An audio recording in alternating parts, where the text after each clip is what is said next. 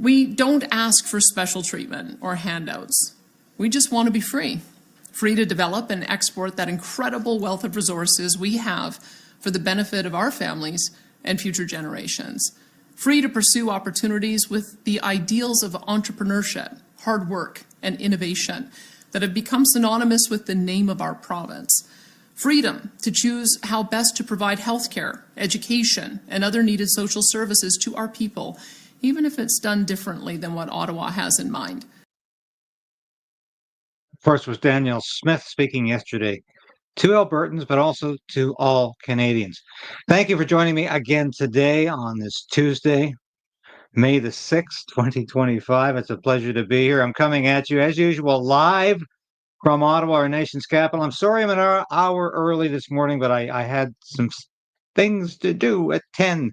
So we'll be back at the regular time tomorrow, but I thank you for your patience. When we come back, we're going to deal in depth with Danielle's speech because it's extremely important what she was saying. And we're going to break it down. We're also going to be talking about Carney's trip to Washington to visit with Donald Trump today. And I want to make some important comments about King Charles and why he's doing the speech from the throne on May 27th. But we'll be right back. The Prime Minister lied and his minions continue to lie.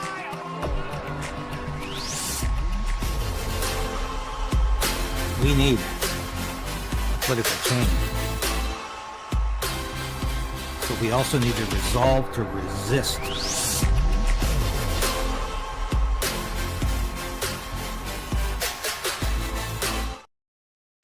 Yes, please like the station right now if you can. We appreciate that. It helps us beat the algorithm, which is always against us. I heard AJ say that from White Files last day. And I thought, if you think the algorithm's against you, with the numbers you're getting. Anyway, thank you so much for your support. Become a subscriber. It really helps. We're way past 50,000 on our way to 100,000. And thank you so much for all of the support you've given us. It's really appreciated. Visit our store. I'll be putting up the ad later. But we're trying to do a drive here on the merchandise. I think it's some of the best in the business. We appreciate everything that you do for us. And we try to do as much for you to bring you all the news you need to know, but not just the news, but the analysis, I think, that sometimes is missing out there. And I want to touch on this story briefly. I didn't mention it at the beginning, but this is, I was so peed off about this. The longest ballot group takes aim at by-election where Poilievre plans to run. And of course, this is Battle River Crowfoot. This is a rural Saskatchewan riding. Apparently, Poilievre's already been there to check things out, and he's quite comfortable going back to his home in Alberta. That's where he was born and raised. But it amazes me that these losers are going to try this again. Why are they targeting Poilievre with these 91 name ballots? This is ludicrous when you don't even know what the point of the protest is. I think it's time to stop protesting because this is just making people angry. So what are you proving? That people can't run in a by-election or people can't run obviously they can. If you got 91 people on a ballot that nobody can properly stuff in a ballot box, that's when it becomes a logistical problem. And it's got nothing to do with your right to run, because clearly you have a right to run. It just becomes an impediment to democracy at this point. And I'm really fed up with these people because they're targeting Poilievre. This is a political move. Don't tell me it's got anything to do with the freedom to run in an election, because everybody has that freedom. It's fairly easy in this country to run in an election. At least we still have that left. But I was really angry when I saw that. And I thought, but this is the sort of crap we're seeing. Now, before we get to Carney's trip, and yes, he's there, but I want to revisit something I did yesterday, and we just show this brief clip of King Charles III, who's coming to Canada for the throne speech. He's reading the throne speech on May 27th.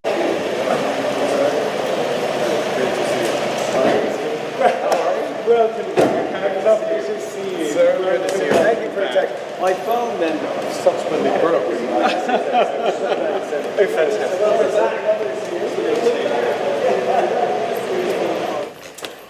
Prime Minister of Canada, Your Majesty. Your Majesty. Very good to see you. Lovely to see you. Congratulations. Very much, very much. I've had a disaster today, sir. My border of Canada pin broke. No. Yes, it fell on the tarmac at France, which is proof of our founding peoples, the British. Draw a line. I'm not of that rank. Well, anyway, yeah, it's a great treat to. It's lovely. There's much to catch up on. Okay, come and have a seat. Okay, so there they are, the old buddies. And of course, Carney knows King Charles very well because his brother, of course, administers. He's the chief operating officer of Prince William's estate. So they're very close. They've been on the same side on all of these globalist environmental issues over the years. Charles is very deep set in his ideology, which is very woke. It's very environmental. It's very green energy. These two are very close. So why is he coming to Canada at a very contentious time in our history? Because I looked it up yesterday. I thought, I can't remember the last time we had the King or Queen of England come to Canada to read the throne speech. It's usually read by the Governor General, who is a Canadian. Now, I've been a monarchist my whole life, but I'm wavering right now because of the King Charles politicization. And he's politicizing it as much as Carney. He's coming here to read a speech. So how long ago was it that Queen Elizabeth II came to Canada? 1977. You know how long ago that was? 48 years ago. 48 years ago. And for no particular reason in 1977. I don't even know why. I'm going to have to look that up.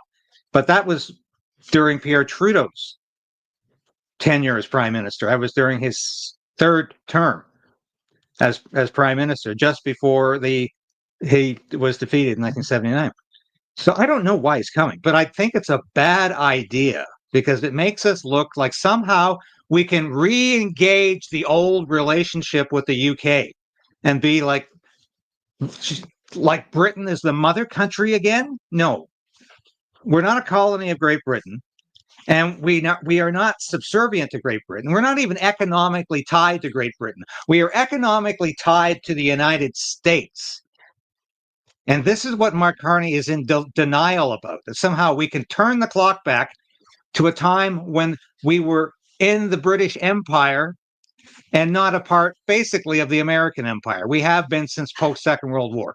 We've been the American orbit. That's where we are, and that's where we've been for a long time. And that's where we're going to continue to be. And we have to work this out without pretending we can turn the clock back.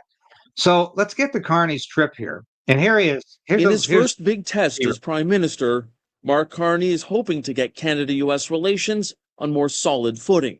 Friday, Carney said he expected difficult yet constructive discussions with President Donald Trump at the White House tomorrow. And today, Premier Doug Ford gave him a vote of confidence. Don't get bullied, because we know where he's going, and stand firm. We're their number one customer, and yes, they're our number one customer, but just be strong, and we have your back. At his side will be Foreign Affairs Minister Melanie Joly, Public Safety Minister David McGuinty, and International Trade Minister Dominic LeBlanc, all. I'll just pause it there for a second. Do you see how Doug Ford is on the same team as Melanie Joly, David McGuinty, and Dominic LeBlanc? Isn't that interesting? This is Doug Ford, of course, who refused to campaign, so refused to endorse, refused to support Poilievre during the election campaign, federal election campaign. So now he's on board entirely. He's in bed entirely with Mark Carney as he goes to Washington. And, of course, along with him are Melanie Joly, Dominic LeBlanc, and David McGuinty. They're all on the same team. This is the Team Canada that Mark Carney is talking about, the one-party state. This is Team Canada. And he's using this, what should be a fairly easy fight with the United States, a diplomatic fight, to make this into a one-party state. This is where he's going with this rhetoric. It's going to turn into action very soon as he has the power and the mechanism to use these emergency powers, as he calls them, to make things happen his way. Now, how did Donald Trump respond to all this? I find this absolutely fascinating. Well, we'll just watch the end of this. Will also be at the working lunch with President Trump.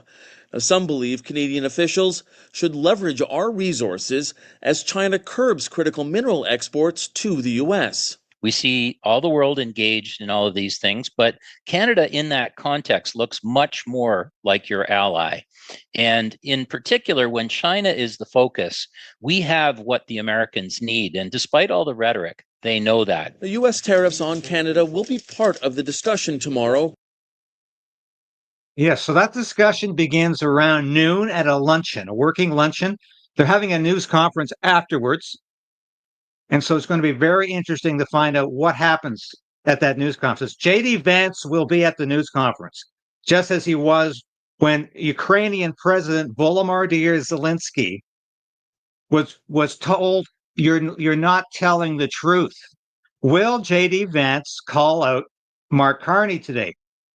If this is worth covering, I will be doing a second broadcast on this later today. If it's not worth covering, you can wait till tomorrow. But I'm going to be watching to see what happens, because this could be extremely interesting. The contention is so large because Carney's created the contention to win the election. Now he has to sort of like bring it in. He has to bring the fish in, because he's created so much tension. He has to somehow relax the situation, because the election's over. He's won. But of course, Donald Trump's helping him. He's a nice man, Donald Trump says. This is a man he can work with. We'll see how they can work with each other, because listen to this. Donald Trump playing the old hardball yesterday. What's your expectation for your meeting with the Canadian Prime Minister tomorrow?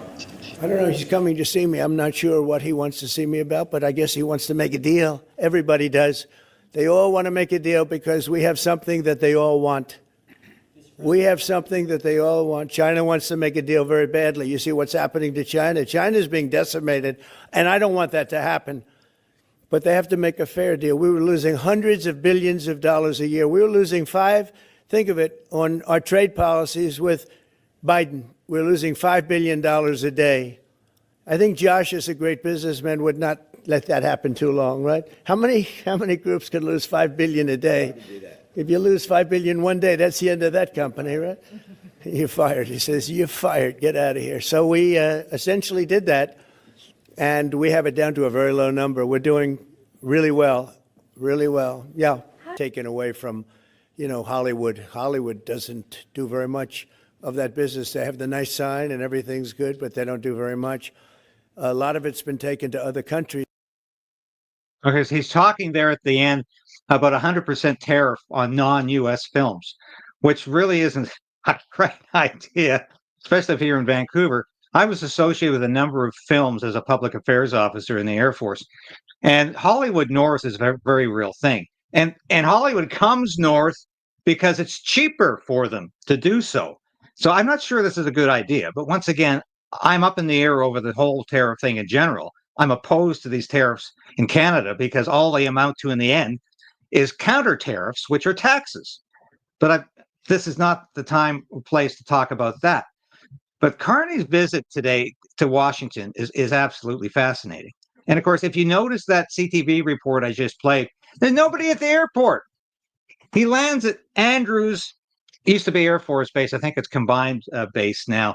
And there's nobody there to greet him. The red carpet's out, but there's nobody there. What does that suggest? Well, it's once again, it's Donald Trump playing his games, as well as let's make a deal. Great television show from the 70s. I think Trump sometimes sees himself as Monty Hall and let's make a deal. And there he is. Yeah, Carney's come to make a deal. Well, of course he has. And this is all part of the role-playing game that both Carney and Trump are playing. Are you looking at this like I am and saying, what the hell is going on here? Because this whole thing is absolutely bizarre. And I would say surreal. It's like you're watching, I don't know. I don't want to say a movie because the script doesn't make any sense at times. It's like a theater of the absurd or reality TV, which of course Donald Trump knows everything about. I would argue Mark Carney knows a lot about reality TV too, because he played banker twice. And that's exactly what's going on with Carney's trip here.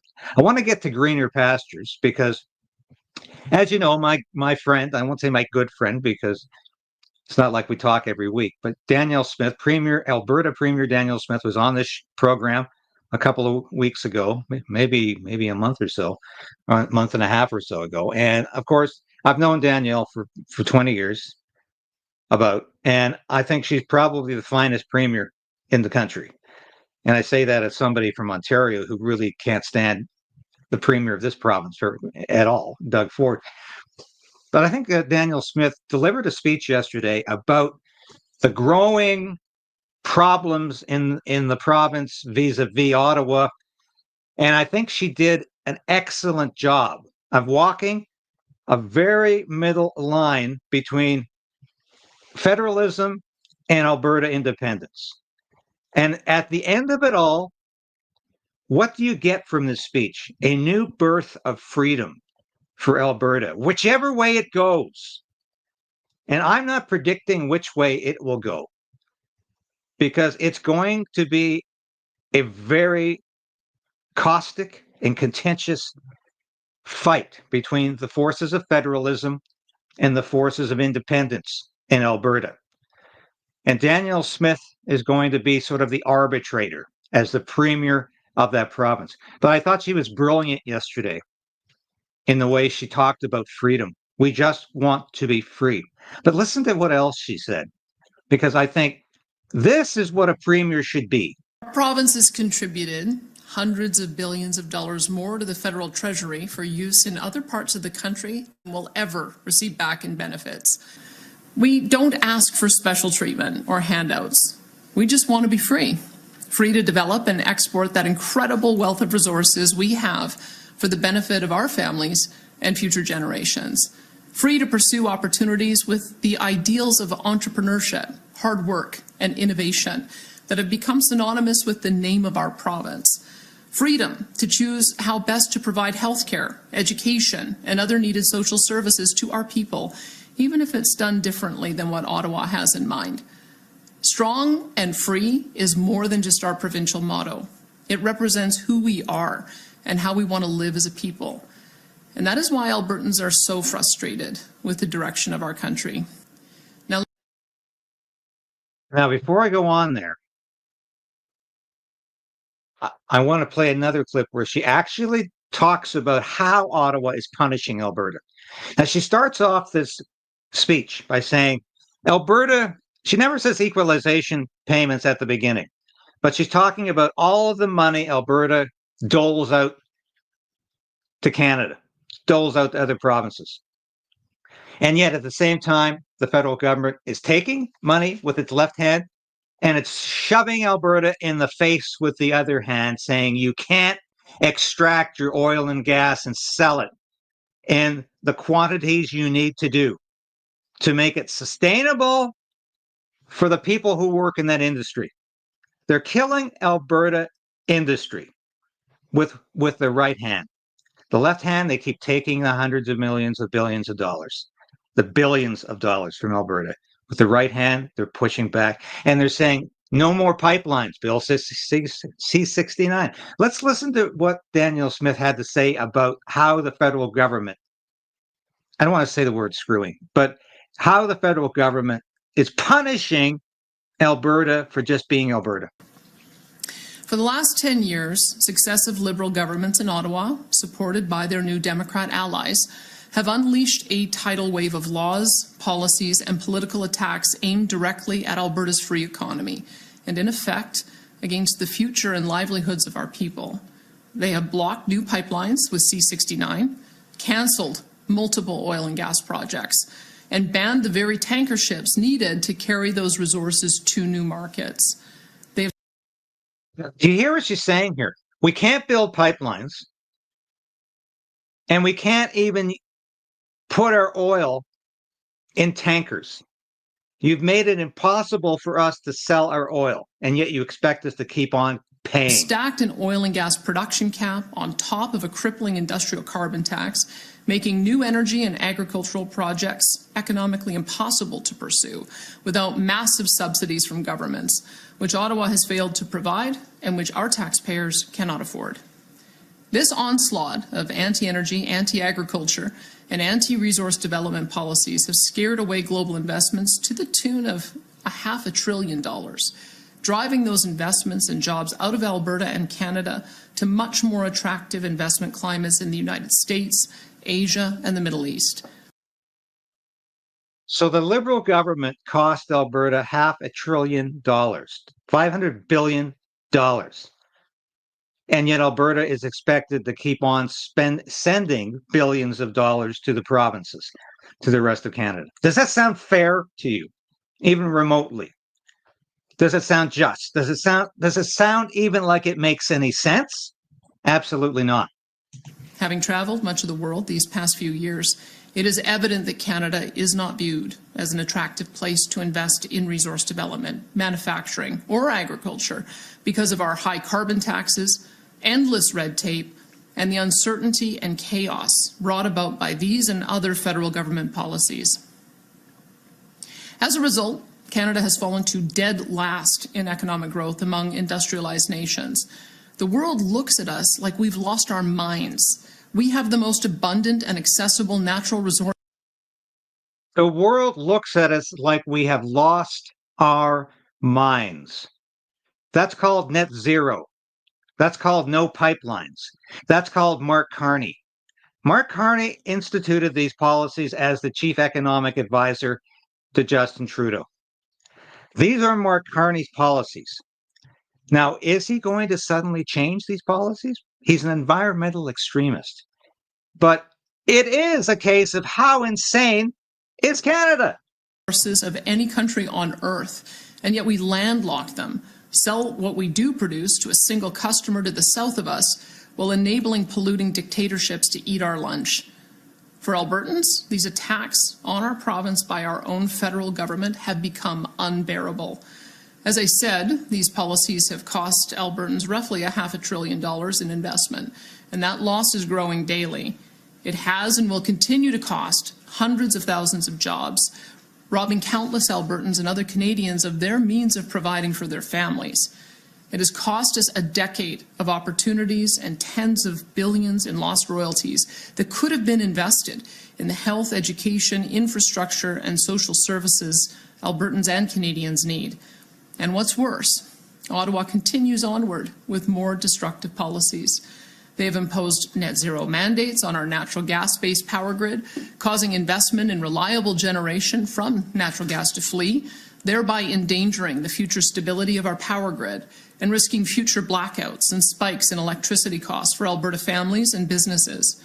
They have attacked our food producers with methane taxes, onerous regulations on fertilizer, electric vehicle mandates, and many other destructive policies that have hiked costs on our farmers and ranchers and driven billions of dollars of investment in agriculture elsewhere. They've interfered in provincial jurisdiction time and again, from taking over the regulation of plastics to mandating how we operate childcare, healthcare, and dental care, to harassing law-abiding firearms owners, to dozens of other examples of unconstitutional interference. And of course, Alberta has fought back. We always have and always will. Alberta has fought back because she talks about unconstitutional practices. Now, do you think Mark Carney is going to use another unconstitutional practice, that is taking over Alberta's autonomy, Alberta's control over its natural resources, specifically oil and gas? Do you think Mark Carney would do something like that? Well, he's already threatened to do that during his Liberal leadership campaign. In Kelowna, he said he would use emergency powers to enforce his policies. So it's entirely possible. Now let's revisit Danielle Smith as she talks about what she calls the elephant in the room. Talk about the elephant in the room, that being separation. We are well aware that there is a large and growing number of Albertans that have lost hope in Alberta having a free and prosperous future as a part of Canada. Many of these Albertans are organizing petitions to trigger a citizen-initiated referendum, as I mentioned earlier. The vast majority of these individuals are not fringe voices to be marginalized or vilified. They are loyal Albertans. They are quite literally our friends and neighbors who've just had enough of having their livelihoods and prosperity attacked by a hostile federal government. They're frustrated, and they have every reason to be. I want to talk directly to those Albertans. I know how frustrated so many of you have become with our country and the feeling of having politicians living thousands of miles away passing laws and rules that have cost you your loved ones, jobs, careers, dreams, and opportunities for a brighter future. As most Albertans know, I have repeatedly stated I do not support Alberta separating from Canada. I personally still have hope that there is a path forward for a strong and sovereign Alberta within a united Canada. Now, freedom to choose policy, right, to provide health care camps for the purposes of initiatives to better protect Alberta's provincial sovereignty. Now, she basically says, I am not a separatist. I cannot support Alberta separation, but she wants to see incredible changes in the province. I think she draws a line here that she has to draw. She cannot come out and say, I am a separatist. I support separatism. But she can, and she's giving Albertans hope in this speech. And economy from Ottawa should those negotiations fail and the economic attacks continue. Alberta didn't start this fight, but rest assured we will finish it and come out of it stronger and more prosperous than ever. In closing, I want Albertans to know how important it will be in the coming months for our province to be steadfast, unified, and to refrain from heeding the voices of those seeking to divide Albertans against one another.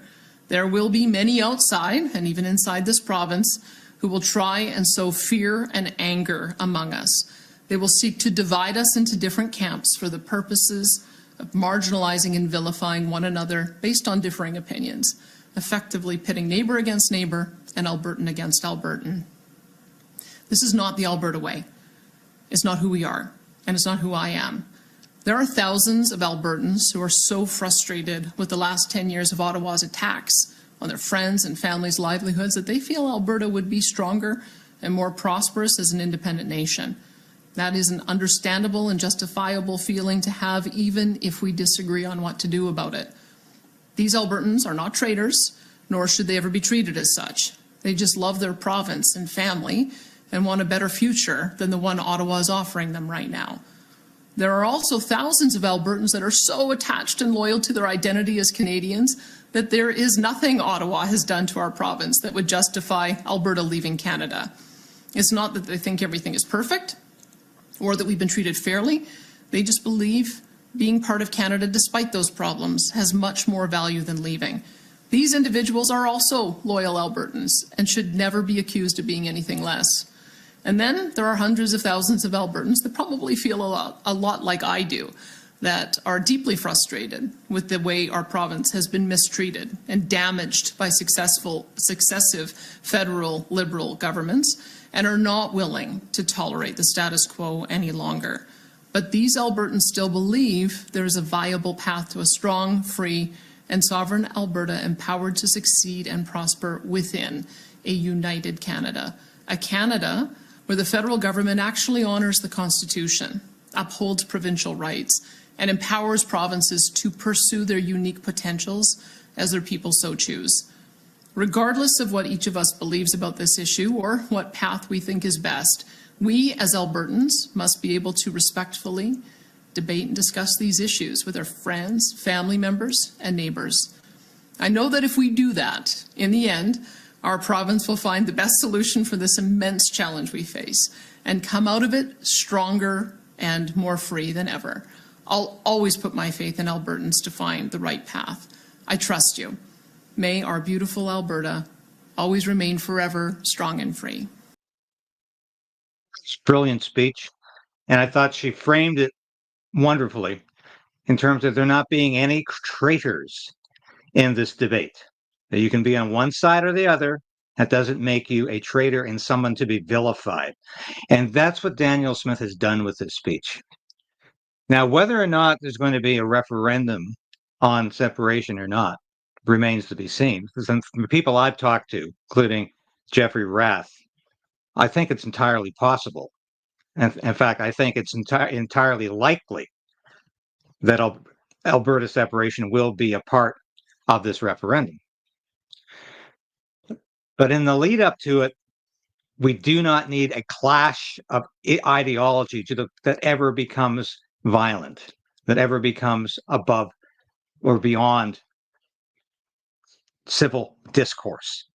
When I come back, I want to talk a bit more about Carney's visit to Washington today.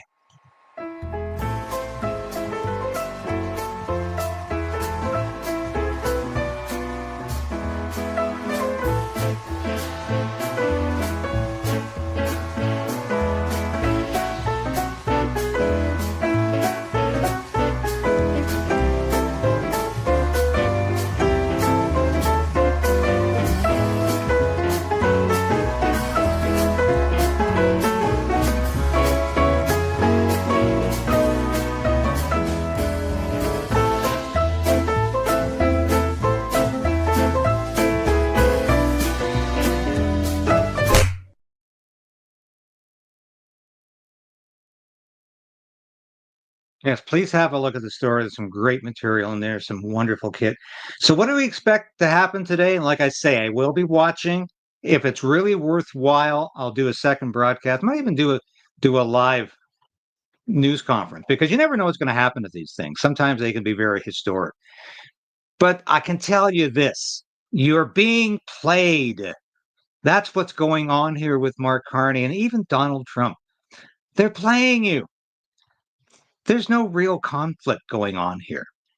There's no war. We're not on the verge of a huge, massive trade war with the United States. This is going to be resolved just like every other trade dispute has been.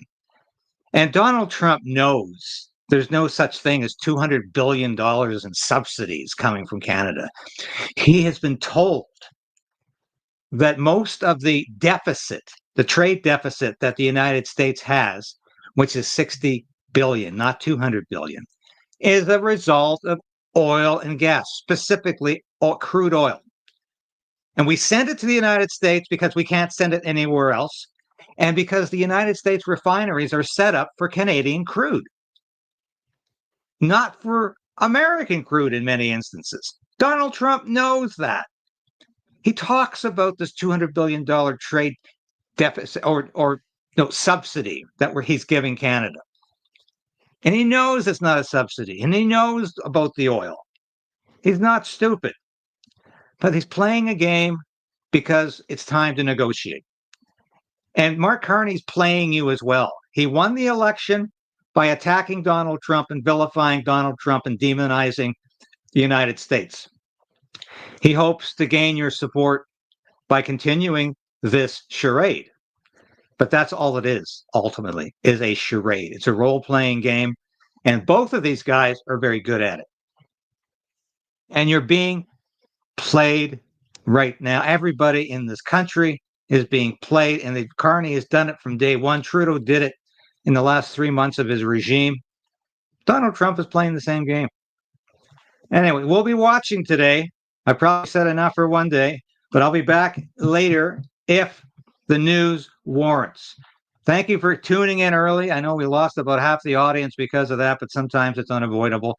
I'll be back tomorrow at 10 o'clock with my good friend, the great Neil Oliver, and we'll be discussing a lot of material about free speech in Canada and Europe and a lot of other things I'm not even going to disclose right now. But those are always great conversations. I hope you tune in and watch tomorrow. Thank you so much for being a part of Stand on Guard, of being a part of Krayden's Right. Please make this station as successful as we want it to be. I'll be back again tomorrow with all the news you need to know. God bless this country. Godspeed to all of you. This has been David Krayden, live from Ottawa.